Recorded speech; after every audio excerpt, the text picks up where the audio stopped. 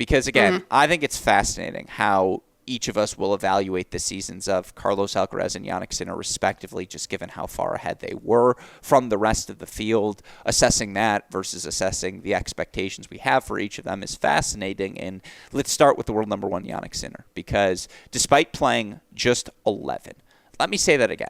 He played 11 fucking events, David Kane. Just 11. Like, you look at some of the numbers for these guys. Alcaraz was only 15, but Zverev was 22. Fritz was 21, Shelton 22, Demon 21, FAA 25. Sinner played 11 events, and he's number one in the world. He's number two by ELO rating, yearly ELO rating, but he finished 53-6, 90% win percentage, fourth most wins on the year, 26-2 at the Slams, where he got 2 titles, 2 finals, most wins on the season. He went 33-2 against opponents ranked outside the top 20, and that we can both name those 2 losses, right? The loss to Bublik, as you mentioned earlier, on the grass courts. You also had the loss to Griekspoor, which he had to retire from in the 3rd set. Like, that's what it took. Bublik on grass and a retirement against Griekspoor for someone. And, like, crazy humidity, as I remember. No. There are those 2 losses, and then Carlos Alcaraz. That's it on the resume for Jannik Sinner this season, who went 20-4 against top 20 opponents, second most wins, 14-4 against the top 10. It's the most top 10 wins in 11 fucking events. What are we doing here? Won the Aussie, Wimbledon, Beijing, Vienna, Paris. Also made Roland Garros, U.S. Open, Rome, and Cincy finals. Again, 9 quarterfinals or better in 11 events. If he made the quarterfinals, he made the finals, by the way. 9 finals in 11 events. First in hold percentage, first in break percentage, 4th Tour Finals appearance, 3rd consecutive for him. The one knock you might have on Jannik Sinner, DK, is the quality of wins. Now, again, there is a quality in quantity. Shout out Joseph Stalin. That's right. We're bringing out the old quote. Quality and quantity in the sense that Jannik Sinner beat everyone he was supposed to beat this season. And no one else is doing that. And that is why it's unequivocal. Like, everyone else is chasing him outside of Alcaraz. However, 1-4 against Alcaraz, that win against Wimbledon is the crutch he's leaning on right now to say, no, I'm very much a part of this rivalry. I mean, he beat Zverev so soundly in the Australian Open final, which did set a tone of, like, I'm still the guy. But those are really the only 2 high-quality wins we'll remember from Sinner's season. And so because of that, do you not get a third of a letter grade? How do you assess the year? There's also, by the way, the suspension, which I didn't mention, which you have to factor. Yeah, I mean, I was going to say, I don't think ordinarily we'd be willing or able to give an A rating to someone who spent 3 years in camp. 3 months in camp, wink. But reminds me of the Real Housewives when Tina spent 3 months. They spend 3 months in camp. They write a book. They come back. First chair at the reunion. How you doing?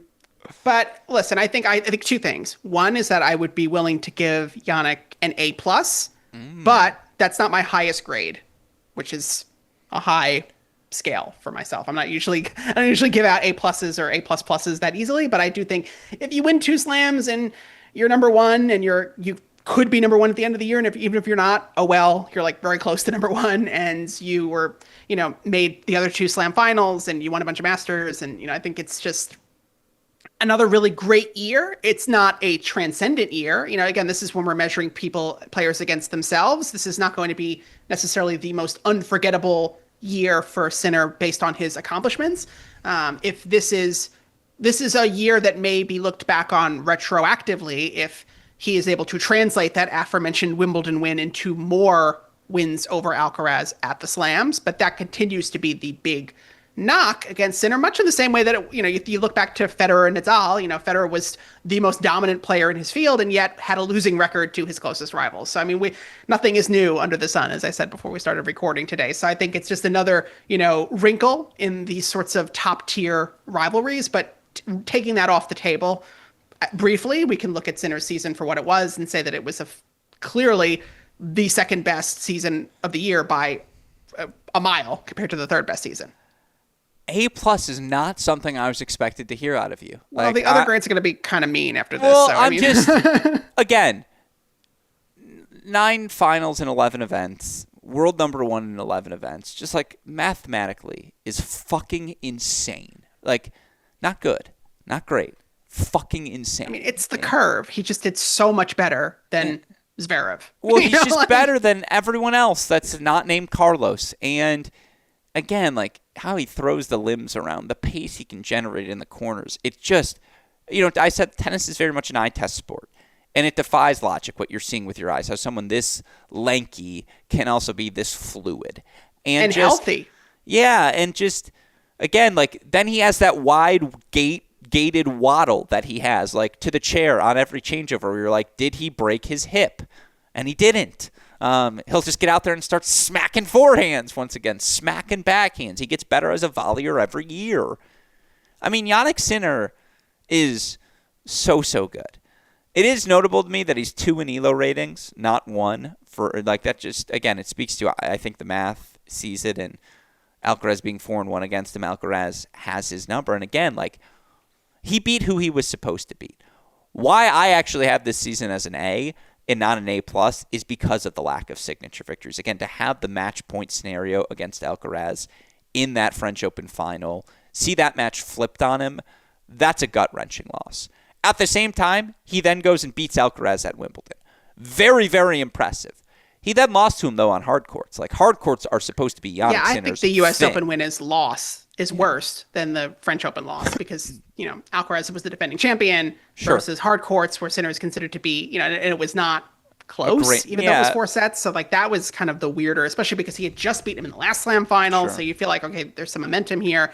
He's on his best surface and then just really didn't show up. So that is... Fair. It's a problem. I also think not a bad problem. I think you have to knock him a third of a letter grade because he was suspended for 2 months for a violation that, yes, we don't have to relitigate it here, but that should factor in. Like, he missed Indian Wells, he missed Miami, he missed Madrid and Monte Carlo, like a significant portion of the calendar.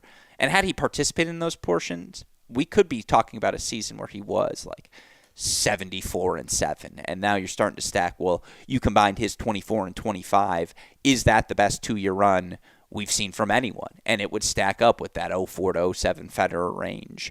Pick your Djokovic seasons, pick your Nadal seasons. I mean, again, this guy's won over 90% of his matches and held his serve over 90% of the time for 27 months consecutively now, dating back to October 2023. It's ridiculous what we're seeing. We should marvel at it every day.